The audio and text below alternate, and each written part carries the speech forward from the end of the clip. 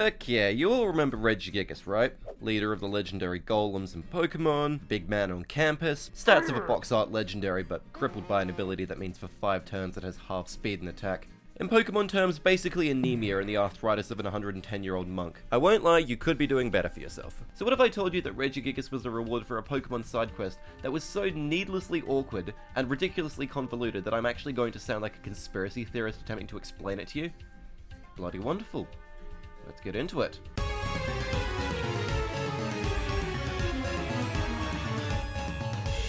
It's 2002, Pokemon Ruby and Sapphire released, and we're all introduced to the Reggie trio. We all remember this, a weirdly esoteric side quest that involved kids learning IRL Braille to solve an in-game puzzle. It was confusing, ahead of its time, and it almost seemed like a parody of all the dumb playground rumors surrounding Pokemon games in the late 90s. You know, beat the Elite Four 20 times, have all the TMs unlocked in the game, have 6 Pokemon in your party, all of them nicknamed Celine Krungus, and then Mew 3 will appear to you. And in an ironic twist of fate, when it came time to remake these games over a decade later, Pokemon companies seemingly realized how out there they made this side quest. Because that's right, they made it even f***ing worse.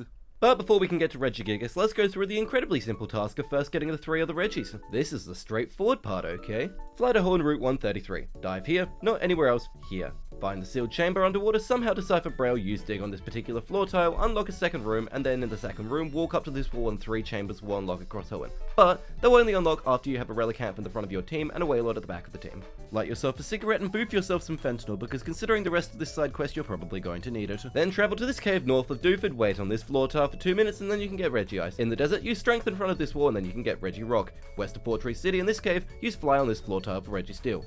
The simple part, of course.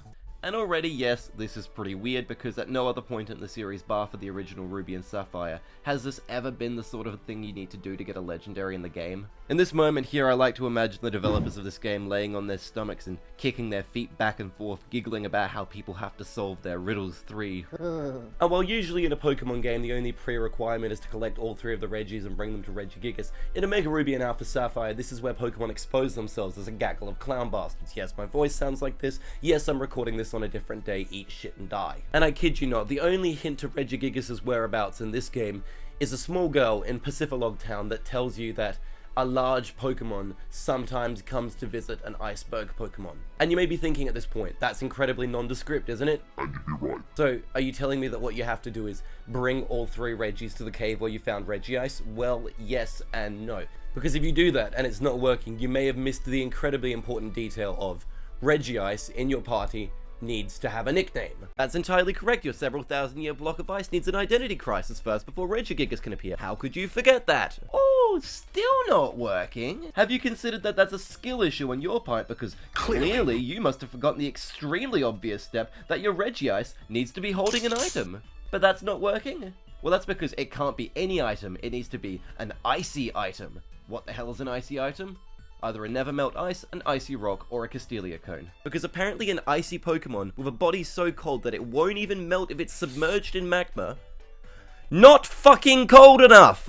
It's still not working? Well, have you considered that maybe you made the unforgivable blunder of not waiting 24 real-life hours since catching the Reggies? Yes, that's correct. 24 real-life hours needs to pass between catching the final Reggie and before Reggie Gigas can appear. You're still missing your Reggie Gigas, still not showing up after you had all 3 golems in your party, you had 1 nicknamed, you waited 24 real-life hours, you had the icy one hold more ice? Well, have you considered maybe just getting more fucking sunlight? Because this only occurs during the day. And then still, after even all that, after completing basically Cicada 3301 in your Pokemon game, you still have to walk onto the correct floor tile in the room. Only then will you get Reggie Gigas. Only 1 floor tile in the entire room spawns Reggie Gigas. All of this is real, by the way. The Pokemon Company absolutely had to know that this was the most demented capture method they had ever thought of. They knew this was dumb.